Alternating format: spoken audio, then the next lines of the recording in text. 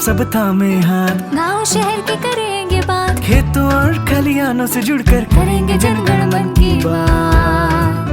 90.0 FM radio कर्मवीर सुन रहे हैं आप, रेडियो कर्मवीर जनगण मन की बात, रेडियो कर्मवीर हम हैं आपके साथ। रेडियो कर्मवीर जनगण मन की बात। नमस्कार, रेडियो कर्मवीर 90.0 FM के लिए मैं वर्तिका आज लेकर आई हूँ आपके बीच पुस्तक समीक्षा कार्यक्रम। इस कार्यक्रम में हम हमेशा अच्छी पुस्तकों के लेखकों से बातचीत कर उस पुस्तक की समीक्षा करते हैं। आज हमारे बीच पुस्तक समीक्षा के लिए कृष्ण मुरारी त्रिपाठी अटल मौजूद हैं। युवा लेखक होने के नाते अटल जी की किताबें बहुत महत्वपूर्ण हैं और इस किताब का नाम है चलो चलते हैं अपने गांव। किताब के शीर्षक से ही समझ में आ रहा है कि यह एक किताब ग्रामीण परिवेश में रची बसी कविताओं की एक किताब है। तो चलिए आज बात करते हैं अटल जी से उनकी किताब के बारे में।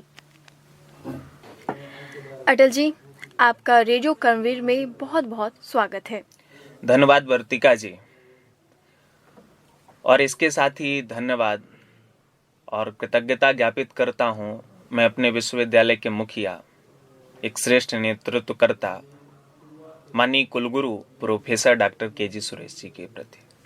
आज उनकी विशद दृष्टि के कारण रेडियो कर्मवीर हमारे समक्ष है और उन्हीं के दिशा निर्देशन में, उन्हीं की भाव एवं विचारों की परिकल्पना को साकार करने के लिए मैं अपने विश्वविद्यालय के पुस्तक समीक्षा कार्यक्रम में उपस्थित हूँ। इसके लिए मैं स्वयं को कृतार्थ अनुभूत करता हूँ। जी, मैं आपसे जानना चाहती हूँ अटल जी कि आपकी जो पुस्तक है चलो चलते हैं अपने गांव, इसके जो शीर्षक है इसके पीछे का भाव क्या है? देखिए, मैं गांव की माटी से जुड़ा हुआ व्यक्ति हूँ और कोई भी व्यक्ति या जिसमें भारतीयता का बोध है, जो भारत के अंदर रहता है, तो वो गांव में अपनी अभिव्यक्ति पाता है। और गांव की माटी ही है जो हमें श्रेष्ठ संस्कारों से, सामाजिकता से और कहा जाए तो भारतीयता का सांस्कृतिक गौरव बोध प्रदान करती है।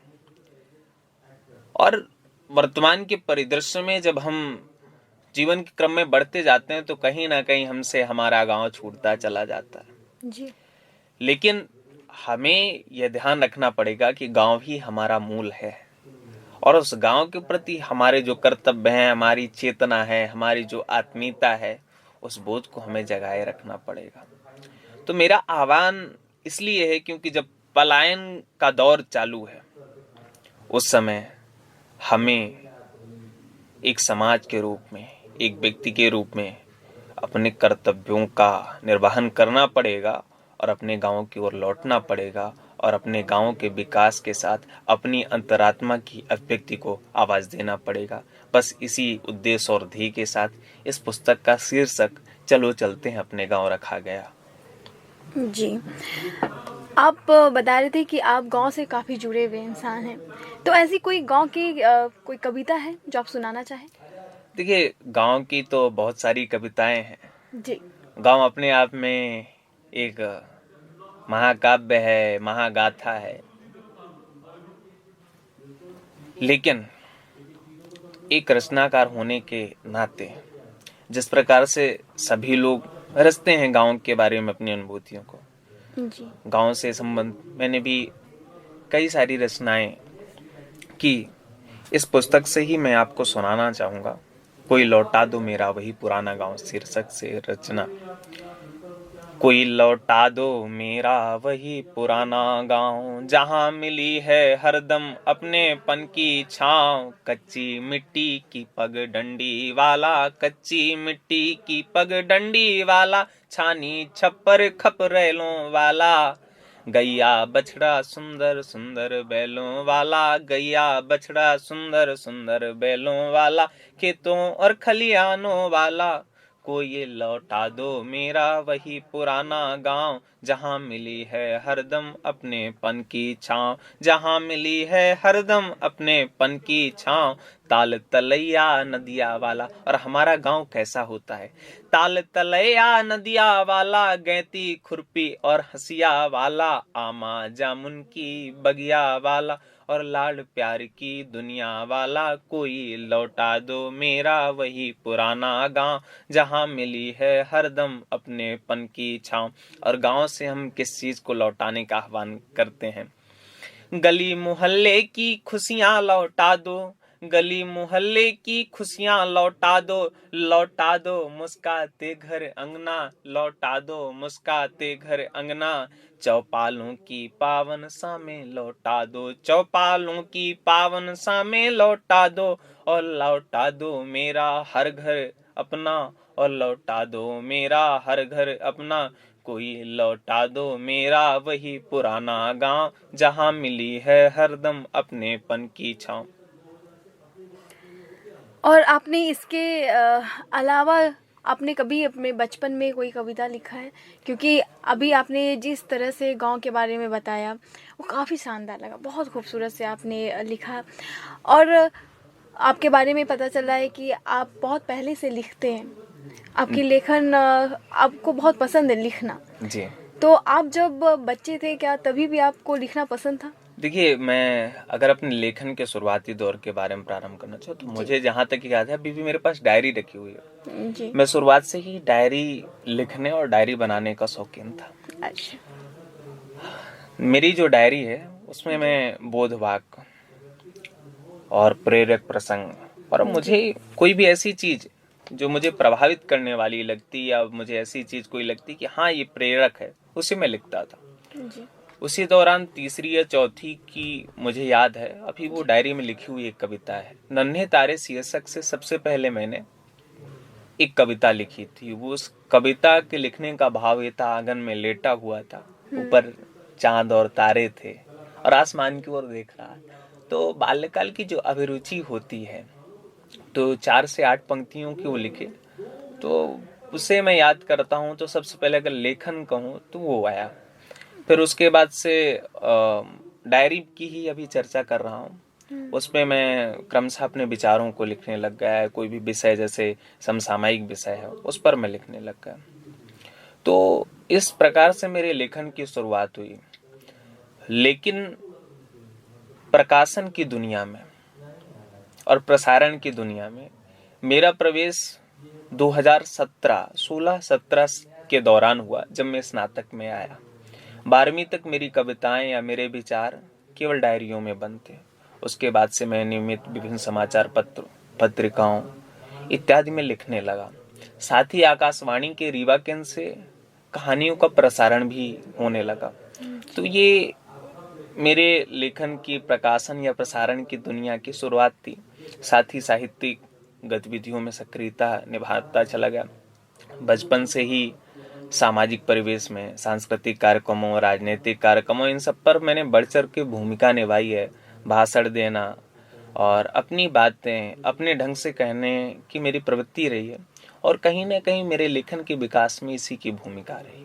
जी, लेकिन आपको पुस्तक लिखने के लिए कहीं से तो प्रेरणा मिली होगी ना?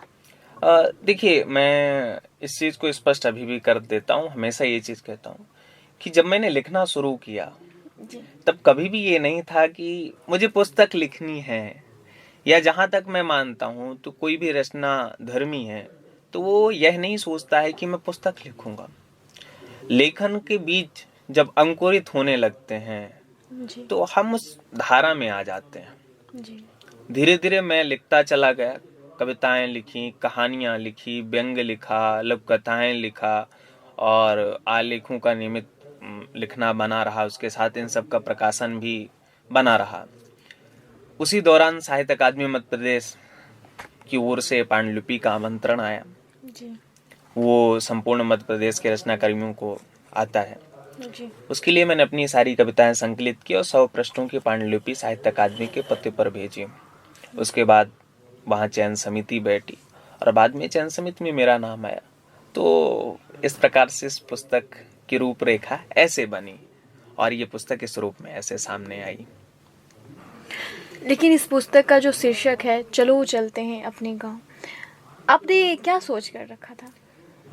मैं पूर्व में आपको बता चुका हूँ कि गांव मेरे हृदय में बसता है। जी और कोई भारतीय होगा कि भारतीयता का प्रतीक हमें देखना है जी। तो गांव में देखना पड़ेगा। हाँ। महात्मा गांधी कहते थे कि भारत की आत्मा गांव में बसती है। वास्तव में यही बोध है। आज देखिए, आप जीवन के जितने भी क्षेत्रों में देखिए, अधिकांशतः जहां तक मेरी जानकारी, जितने भी सर्वोत्कृष्ट कार्य करने वाले महर्षि हुए हैं, महान पुरुष हैं, सब ने या कि गांव की माटी में जन्म पाया है या कि गांव की माटी से जुड़े रहे हैं। जी। भारत को इसीलिए गांवों का देश कहा जाता है, क्योंकि भारत की अभिव्यक्ति है, भारत का जो मूल स्वरूप है वो गांव में है। भारत की जो सांस्कृतिक चेतना वो गांव में है। और यही गांव जब एकाकार रूप लेके एक बड़ा विराट रूप लेते हैं तो भारत बनता है। तो हमारी उस अनुभूति को, हमारे रग रग में बहती उस धारा को गांव ही निरूपित करते हैं और इसी आधार पर यह शीर्षक लिया गया। मैंने आपका बुक ये पुस्तक पढ़ा है और मुझे काफ़ी कुछ सीखने को मिला। और मेरी जो एक बहुत पसंदीदा कविता है जी, मैं चाहूँगी मैं उसको बोलूँ और इसका भाव बताएं। जी, ठीक है। आपकी जो पुस्तक है उसकी शीर्षक है जो मुझे बहुत पसंद आई है, वो है बीतती नहीं है रात। इस की कुछ पंक्तियाँ मैं बोलूँगी, आप जी। इसके भाव बताइएगा। जी।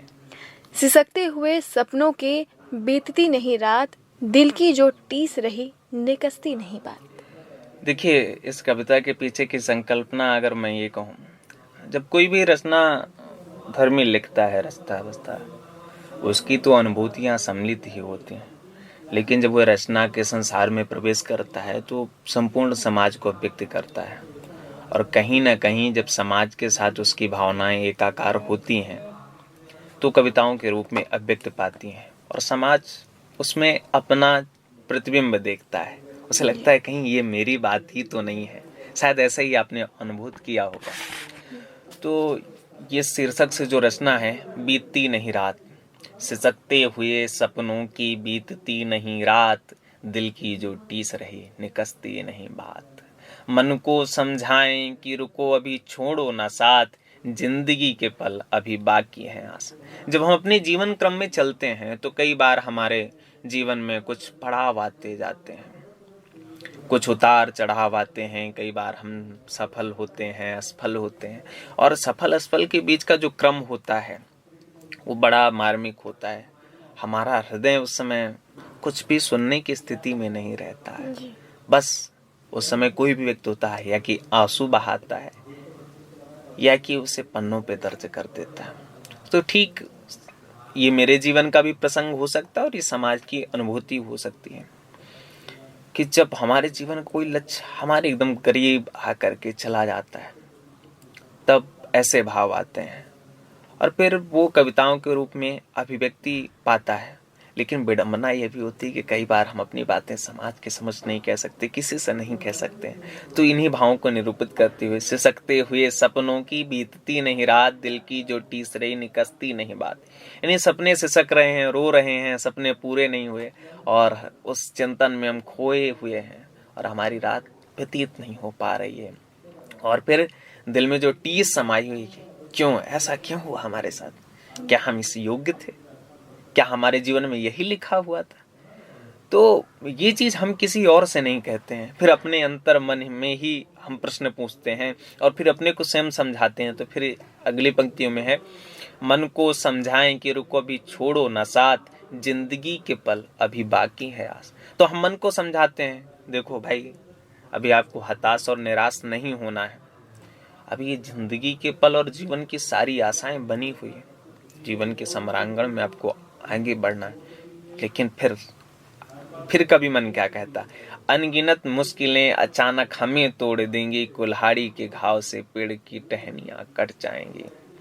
तो फिर जब मुश्किलें आती हैं तो लगता है कि हम टूट कर बिखरते चले जा रहे हैं और ये मुश्किलों रूपी जो कुल्हाड़ियां हैं उसके जब घाव हम पर पड़ते हैं तो लगता है कि हम कहीं ना कहीं धड़क रहे हैं, कहीं ना कहीं हमारा मन टूट रहा है, हमारी संवेदना टूट रही है। तो ये उन भावों को निरूपित करने वाली रचना है। सार संक्षेप में इतना ही। कोई ऐसा कविता जो आपको काफ़ी पसंद हो, आपको आपके दिल को छू जाती हो, ऐसी कोई? देखिए, जहाँ तक मैं कहता हूँ, जी। कोई भी रचनाधर्मी होता है उसे अपनी सारी कविताएं प्रिय होती हैं। हाँ, वो तो है। ठीक है, लेकिन फिर भी कुछ प्रतिनिधि कविताएं व्यक्ति मानता है। जी। और तो इसी पुस्तक से एक कविता है, उसका शीर्षक है जागो जागो हे भारत जागो। बिना किसी भूमिका के उसे मैं प्रस्तुत कर रहा हूँ। जी। हे विराट हे सिंह पुरुष, हे विराट हे सिंह पुरुष, हे युग नायक निर्णायक, हे वेदों के ज्ञान केंद्र, हे उपनिषदों की खान। हे वेदों के ज्ञान केंद्र, हे उपनिषदों की खान। जागो जागो हे भारत जागो, यही युग का है आह्वान। जागो जागो हे भारत जागो, यही युग का है आह्वान। जागो धर्म कर्म पथ के उन्नायक, जागो धर्म कर्म पथ के उन्नायक, जागो क्षमा दया करुणा के गायक, जागो शौर्य तपस्या के वृतधारी, जागो शौर्य तपस्या के वृतधारी। जागो हे गिरधर चक्र सुदर्शनधारी, जागो हे गिरधर चक्र सुदर्शनधारी। जागो जागो हे भारत जागो, यही युग का है आह्वान। और भारत में किसे जगना है? जागो अजर अमर ऋषियों की संतानों, जागो अजर अमर ऋषियों की संतानों, जागो मर्यादा पुरुषोत्तम हनुमानों, जागो मर्यादा पुरुषोत्तम हनुमानों। जागो सुप्त पड़े ज्ञान विज्ञान निधानों, जागो सभ्यता के सृष्टा दृष्टा तप कर्म विधानों। जागो जागो हे भारत जागो, यही युग का है आह्वान। और किसे जगना है? भारत की एक विशेषता रही है, भारत की विशेषता त्याग तप शौर्य की गाथा रही है, उसे निरूपित करती हैं ये पंक्तियां। जागो कुरुक्षेत्र हस्तिनापुर जागो, जागो कुरुक्षेत्र हस्तिनापुर जागो, आलस्य कायरता के भव बंधन त्यागो। जागो रामायण महाभारत जागो, जागो रामायण महाभारत जागो, वीरत्व धर्म मर्यादा अनुशासन जागो। जागो रामायण महाभारत जागो, वीरत्व धर्म मर्यादा अनुशासन जागो। जागो जागो हे भारत जागो, यही युग का है आह्वान। और किस प्रकार जगना इस देश को? जागो सिंधु का भीषण ज्वार लिए, जागो सिंधु का भीषण ज्वार लिए, नभ की रो रो भय कंपित हुंकार लिए। जागो नभ की रो रो भय कंपित हुंकार लिए, जागो रिपुमर्दनकारी बलिहारी जागो। जागो मानवता के हे अग्रदूत, हे प्रथम अधिकारी जागो। जागो जागो हे भारत जागो, यही युग का है आह्वान। और भारत में कैसे जगना है? जागो धर्मों की भाग्य जननी जागो, जागो धर्मों की भाग्य जननी जागो, हर पीड़ित दमित शोषित की आशाएं जागो। जागो हर पीड़ित दमित शोषित की आशाएं जागो। जागो वीर पुरोधाओं की माताओं, जागो वीर पुरोधाओं की माताओं। जागो प्राणी मात्र की संरक्षक कोटि कोटि वरदाताएं जागो। जागो प्राणी मात्र की संरक्षक कोटि कोटि वरदाताएं जागो। जागो जागो हे भारत जागो, यही युग का है आह्वान। और फिर किसे किसे जगना है भारत में? जागो जीवंत शिलालेख भूरत्नों जागो, जागो जीवंत शिलालेख देख भूरत्नों जागो, जागो ऋषि महर्षियों के उज्जवल सपनों, जागो गंगा यमुना भारत की नदियों। और जब भारत को जगाते हैं तो नदियों को जगाते हैं, क्योंकि वो मात्र स्वरूपा हैं।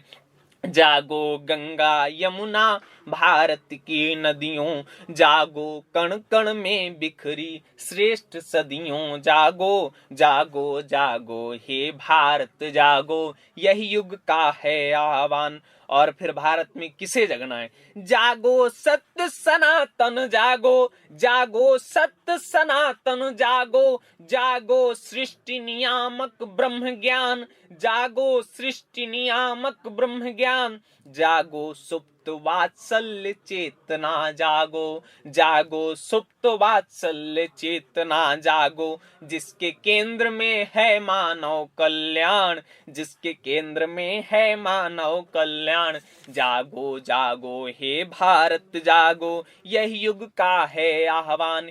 हे विराट हे सिंह पुरुष, हे युग नायक निर्णायक, हे वेदों के ज्ञान केंद्र, हे उपनिषदों की खान, जागो जागो हे भारत जागो, यही युग का है आह्वान। बहुत शानदार। आपने अपने भावनाओं को शब्दों के माध्यम से किताबों में जो पिरोया है, बहुत ही शानदार है।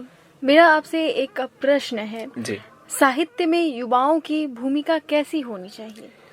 देखिए, जब हम बात करते हैं युवाओं की, जी तो युवाओं का मतलब सीधे सीधे हम ऊर्जा से मानते हैं। बिल्कुल। और किसी भी राष्ट्र की उन्नति, प्रगति और उसके उत्थान एवं कल्याण में युवाओं की सबसे महत्वपूर्ण भूमिका होती है। जिस प्रकार से युवाओं की भूमिका समाज के लिए श्रेष्ठ कर्तव्यों के निर्वहन की होती है, उसी प्रकार साहित्य में यदि हम रचनाधर्मी हैं जी और रचनाधर्मी युवा हैं, तो हमें उस नाते भारत की सांस्कृतिक विरासत के साथ इस समाज को कुछ देने के लिए, इस समाज को प्रेरणा प्रदान करने के लिए और समाज की पीड़ा का गान करने के लिए हमें साहित्य रचना पड़ेगा। और इसके साथ ही युवाओं को श्रेष्ठ साहित्य पढ़ना और श्रेष्ठ साहित्य रचना, ये हम सबका दायित्व है। क्योंकि हमारे पूर्वजों ने, हमारे भारत की संस्कृति ने समाज को इतना विराट साहित्य दिया है, इतना विपुल साहित्य दिया है, तो हम उसमें डुबकी लगाते हुए वर्तमान के साथ हम अपने समाज के वैशिष्ट्य को बनाए रखने के लिए, समाज को गौरव बोध प्रदान करने के लिए, समाज की ऊर्जा और शक्ति के संवर्धन के लिए, समाज को दिशा बोध देने के लिए और समाज की विसंगतियों पर प्रहार करने वाले, समाज के सर्वांगीण उत्थान के लिए हमें साहित्य रचना पड़ेगा। और इसी दृष्टि से जो भी युवा साहित्यकार हैं, उन्हें साहित्य लिखना चाहिए। और सबसे महत्वपूर्ण चीज ये है, लिखने से भी महत्वपूर्ण अच्छा साहित्य पढ़ना, जी अच्छा साहित्य सुनना और उस अनुरूप उसे अपने आचरण में उतारना, ये हम सब का ये दायित्व होना चाहिए। लेकिन बदलते हुए परिवेश और तकनीक के साथ बहुत बच्चों की जो चाहते हैं वो जी। कर नहीं पाते, वो तकनीकी में और एक दिखावटी चीज में बह जाते हैं। जी, देखिए, वर्तमान का समय बड़े संक्रमण काल का समय है। जी हम आप देखें कि हमारे माता पिता की पीढ़ी या दादा दादी की पीढ़ी जी और हमारी पीढ़ी, इसमें बहुत बड़ा अंतर देख रहे हैं। आज तकनीकी का प्रवाह इतना बढ़ चुका है, हमारे संपूर्ण जीवन को ऐसा लग रहा है जैसे तकनीकी ही चला रही है, जैसे हम तकनीक के दास बनते चले जा रहे हैं। हमें बनना चाहिए था स्वामी, और हम तकनीक के क्या बनते चले जा रहे हैं? दास बनते चले जा रहे हैं। तो हमें इस ओर ध्यान देना पड़ेगा। तकनीकी हमारे कार्यों और विचारों को प्रवाह देने में और उसे आगे बढ़ाने में सहयोगी हो सकती है, लेकिन वो हम पर यदि हावी होती है तो इसे हमें वहीं पास रोक लेना पड़ेगा। वर्तमान में जब हम 30 सेकंड की इंस्टा, फेसबुक और यूट्यूब की रील्स देख करके ज्ञान प्राप्त करना चाहते हैं, हमारा अधिकांशतः समय उसी में व्यतीत होता चला जा रहा है। ऐसे समय में हमें इस चीज को ध्यान रखना पड़ेगा कि हमारा जो समय है वो बहुमूल्य है, उसके श्रेष्ठ कार्यों में लगाना हम सबका महत्वपूर्ण दायित्व है। तकनीक ने हमारी कार्यों, विचारों, लेखन, रचनाकर्म को व्यापक स्तर पर पहुंचाने का माध्यम उपलब्ध करवाया है। यह सराहनीय है, लेकिन उसका हम किस प्रकार से उपयोग कर पा रहे हैं ये हमें देखना पड़ेगा। इस दृष्टि का आत्मावलोकन हमें करना पड़ेगा और इसी दृष्टि के साथ तकनीकी के साथ सामने बैठाते हुए स्वामी विवेकानंद जी कहते थे, पाश्चात्य की भौतिकता और पूर्व यानी भारत की आध्यात्मिकता, इन दोनों का जब संयोजन होगा तब श्रेष्ठ मानवीय चिंतन का विकास होगा। तो हमें आधुनिकता अपनानी है, हमें तकनीकी अपनानी है, लेकिन अपने मूल को बनाए रखना है और उस अनुरूप कदम बढ़ाना होगा। मेरा यही विचार है तकनीक से संबंधित इस प्रश्न पर। अभी के जो युवा हैं जी, वो लेखन में कम और कुछ नया एक्सप्रेस करना चाहते हैं, खुद को तकनीक के जरिए ही दुनिया तक अपने आप को पहुंचाना चाहते हैं जी। उनके लेखन में बहुत कम दिखने को मिलता है कि वो कुछ लिख रहे हैं। ऐसे में युवा कैसे लेखन के लिए प्रेरित हो? देखिए, सबसे बड़ी चीज ये है ना कि संक्रमण काल है ये। हाँ। तकनीकी के साथ, सांस्कृतिक के साथ। आज जब हम ग्लोबल विलेज की कहते हैं ना, विश्वग्राम की बात करते हैं, उस संकल्पना की बात हम जब करते हैं जी, तो आप ये देखिए कि आज हमारे पास स्मार्टफोन है और फोन के भी और डिजिटल गैजेट्स इतने बढ़ चुके हैं कि हमने ये चीज मान ली कि सब कुछ यही है। आज आप ये देखिए, यूट्यूब के हमारे वीडियोज हो सकते हैं, तात्कालिक रूप से हो सकते हैं, लेकिन उसका जो कंटेंट है वो गहन अध्ययन, शोध, विश्लेषण और इस संस्कृति को समझने से आएगा। और वो कैसे आएगा? जब हम पुस्तकों के संचित ज्ञान राशि की ओर बढ़ेंगे, जब हम देखेंगे कि इसकी विशेषता क्या है, तो हमें पुस्तकों की ओर लौटना पड़ेगा, हमें वहां जाना पड़ेगा, हमें अपना अध्ययन करना पड़ेगा। तब जाके हम अपना मौलिक जो कंटेंट है, विषय है, उसे प्रसारित कर पाएंगे। और वो फिर हम तकनीक के किसी भी माध्यम में, चाहे हम वीडियो बना के डालें, एनिमेटेड हम फिल्म बना के डालें, वो प्रभावी होगा, क्योंकि वो हमारा मौलिक कार्य होगा। अन्यथा वही चीजें रिपीट होती हैं, कोई ये व्यक्ति प्रस्तुत कर रहा है, कोई दूसरा व्यक्ति प्रस्तुत कर रहा है, तो उसकी रोचकता और विश्वसनीयता नहीं है। लेकिन जो लेखन में है, जो पुस्तकों में, वो शाश्वत हो जाता है और प्रामाणिक चीजें संदर्भ के साथ, सांस्कृतिक विरासत के गौरव के साथ लाना चाहिए। और इसलिए सबसे पहली इकाई जो है, आपको अच्छा लेखक बनना है तो आपको अच्छा पाठक बनना पड़ेगा। यदि आपको अच्छा वक्ता बनना है तो आपको अच्छा श्रोता बनना पड़ेगा। यह पहली और अनिवार्य शर्त है, बिना इसके इस दिशा में कोई नहीं बढ़ सकता है। जी बिल्कुल। इसके अलावा आपने और क्या लेखन कार्य किया है? देखिए, मैं कविताएं लिखता रहा, मैंने कहानियां लिखी, मैंने निरंतर आलेख लिखे, मैंने व्यंग लिखे, मैंने लघु कथाएं लिखी, और ये विभिन्न समाचार पत्रों में, जिनमें स्टार समाचार पत्र है, दैनिक भास्कर है, और प्रजातंत्र हो गया, स्वदेश हो गया, और ऐसे कई सारे समाचार पत्र हैं जिन पे प्रकाशित होते रहे। वहीं पत्र पत्रिकाओं की बात करूं तो मध्य प्रदेश साहित्य अकादमी की पत्रिका साक्षात्कार, अखिल भारतीय साहित्य परिषद की राष्ट्रीय पत्रिका साहित्य परिक्रमा, महाराष्ट्र प्रकाशित होने वाली हिंदी विवेक, डायलॉग इंडिया सहित अनेकानेक पत्र पत्रिकाओं में मैं लिखता रहा। व्यंग की प्रतिष्ठित पत्रिका व्यंग यात्रा, अट्टहास, सत्य की मसाल, शब्द शिल्पी जैसी कई पत्रिकाएं हैं जिस पर मेरा निरंतर लेखन बना रहा और अभी भी बना हुआ है। वहीं दुनिया के सबसे पहले हिंदी के वेब पोर्टल वेब दुनिया पर मैं वर्षों से लिखता आ रहा हूँ। प्रभासाक्षी.com, प्रवक्ता.com, न्यूज पोस्टमार्टम, बिंद समाचार, हिंदीविवेक.org, BSK भारत, BSK महाकौशल, विश्व संवाद केंद्र मध्य प्रदेश सहित ऐसे अनन्य पोर्टल हैं जिन पर मेरा लेखन बना हुआ है। और मैं कभी भी अपने लेखन को किसी एक क्षेत्र विशेष के दायरे में मैं सीमित करते हुए प्रस्तुत नहीं करना चाहता। मेरे मन में जब विचार आए, भावों का आलोड़न हुआ, तब कविताएं आ गईं, तो कभी व्यंग्य लिख गया, कभी लोक कथाएं लिख गईं, तो कभी कहानियां लिख गईं। किसी चीज के लिए मैंने अपने को बाध्य नहीं किया, या मैं कोई माइंडसेट लेकर के ये नहीं बैठा कि मुझे यही लिखना है, कि मैंने ऐसा विचार बनाया हूँ कि अब मैं कहानी लिखूंगा या कविता लिखूंगा या लोक कथा लिखूंगा या व्यंग्य लिखूंगा। आप लिखते चले गए निरंतर। मैं जो विचार आया जी। उसे मैंने शब्दों में पिरो दिया। इतनी सी इस लेखन की दुनिया की कहानी है। आपने इतनी जगह काम किया है, आपके अनुभव कैसे रहे? देखिए, सबसे प्रथम तो अनुभव पढ़ने का है, और मैं इसके प्रति बड़ा जिज्ञासु हूँ। मैं अपने आप को पुस्तकों के मामले में बड़ा भिखारी व्यक्ति कहता हूँ। भिखारी इस संदर्भ में कि मुझे कोई अच्छी पुस्तक मिल रही है तो मैं किसी से मांगने में संकोच नहीं करता।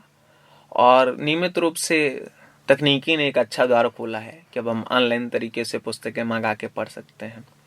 तो मैं निरंतर पुस्तकें मंगाता हूँ, पढ़ता हूँ और लिखता हूँ। तो अनुभव तो देखिए अच्छे रहे। लेखन आपको जो संतुष्टि प्रदान करता है वो संसार की कोई ताकत नहीं प्रदान कर सकती है। आपकी कोई भोग विलास के साधन सामग्रियां आपको वो चीजें प्रदान नहीं कर सकते हैं। और फिर जब वो प्रकाशित होके आते हो, उसकी खुशी को शब्दों में नहीं व्यक्त किया जा सकता है। और प्रकाशित होने के बाद वो समाज के लिए कितना उपयोगी है, सबसे महत्वपूर्ण चीज ये होती है। आज लिखा तो खूब जा रहा है, लेकिन क्या वह समाज के लिए उपयोगी है? क्या वह समाज को कोई चिंतन दे पा रहा है? क्या समाज के लिए किसी दिशा का प्रवर्तन करने में सक्षम है? क्या समाज की विसंगतियों पर प्रहार कर रहा है? क्या समाज के लिए कोई सकारात्मक ऊर्जा या प्रेरणा प्रदान कर रहा है? ये सबसे महत्वपूर्ण होना चाहिए, और मेरी दृष्टि में यही है। और इसमें आदर्श मेरा राष्ट्र है, मेरे राष्ट्र के महापुरुष हैं, जिन सबकी दृष्टि ने मुझे लेखन के क्षेत्र में अग्रसर किया। जी, तो इस पुस्तक के अलावा और भी आपकी पुस्तक आ रही है क्या? देखिए, प्रक्रिया में है। इसके पहले विश्व संवाद केंद्र महाकौशल के तीर्थाटन का हृदय प्रदेश अपना मध्य प्रदेश शीर्षक से एक ग्रंथ का संपादन मैंने किया है, शाश्वत हिंदू गर्जना के विशेषांक का। और फिर से विश्व संवाद केंद्र महाकौशल का एक विशेषांक महाकौशल संदेश का आ रहा है, हिंदवी स्वराज प्रणेता श्रीमंत योगी छत्रपति शिवाजी महाराज। इसमें छत्रपति शिवाजी महाराज के जीवन दर्शन, उनके जीवन के विभिन्न पहलुओं को उकेरता हुआ यह ग्रंथ है। इसके संपादन का दायित्व भी मुझे दिया गया, वो जल्द ही प्रकाशित रूप में समाज के समक्ष आ जाएगा। वहीं मैं थोड़ा सा अपने पुस्तकों के मामले में थोड़ा सा आलसी पड़ जाता हूँ। मेरे पास विशेष सामग्री बहुत सारी पड़ी हुई है, तो यह कहना जल्दबाजी होगी कि कोई और पुस्तक आ रही है या नहीं आ रही है।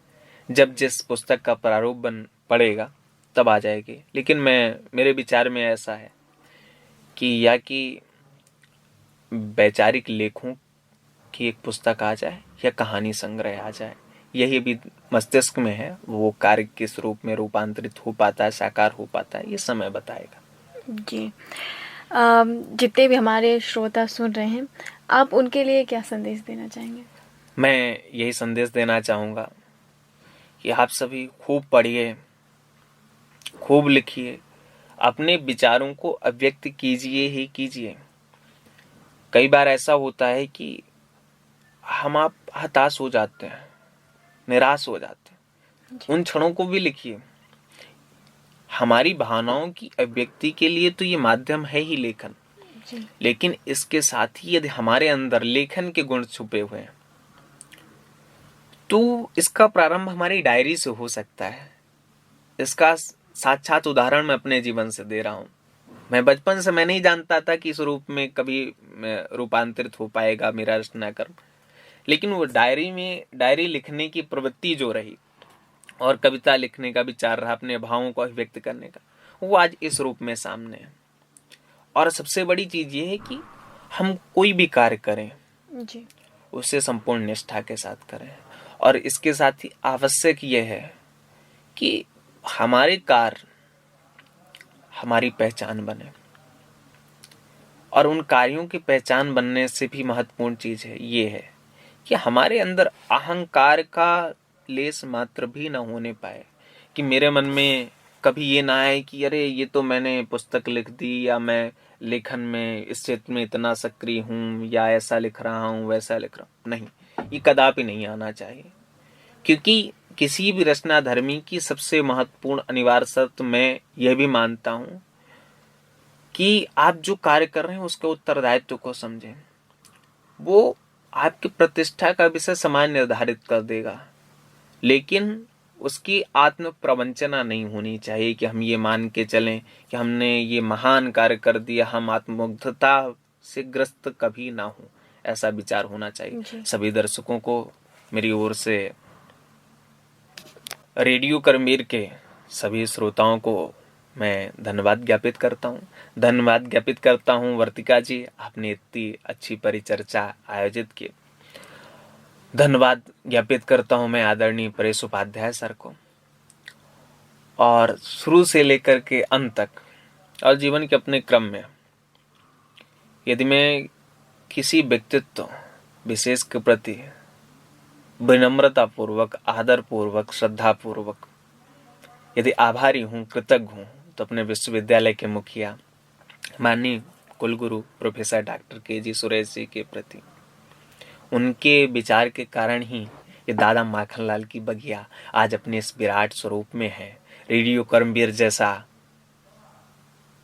रेडियो आज समाज के लिए उपलब्ध हो सका है। MCU दर्शन जैसी विशिष्टता है, और हमारे दादा माखनलाल का जो परिसर है भारतीय सांस्कृतिक चेतना के प्रतीक के रूप में है। भारत के पूर्व, पश्चिम, उत्तर, दक्षिण सभी की सांस्कृतिक विशेषता को प्रदर्शित करता है।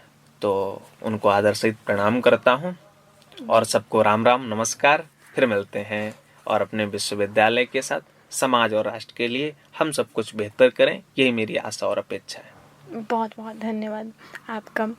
तो हमारे साथ मौजूद थे अटल जी, और इनकी पुस्तक है चलो चलते हैं अपने गांव। आज इनसे बातचीत करके आप लोगों को काफ़ी कुछ सीखने को भी मिली होगी। उम्मीद करते हैं आपको ये कार्यक्रम बेहद पसंद आया होगा।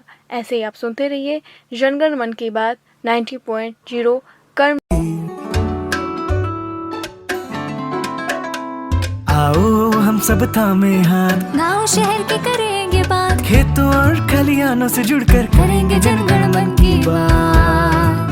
90.0 FM रेडियो कर्मवीर सुन रहे हैं आप।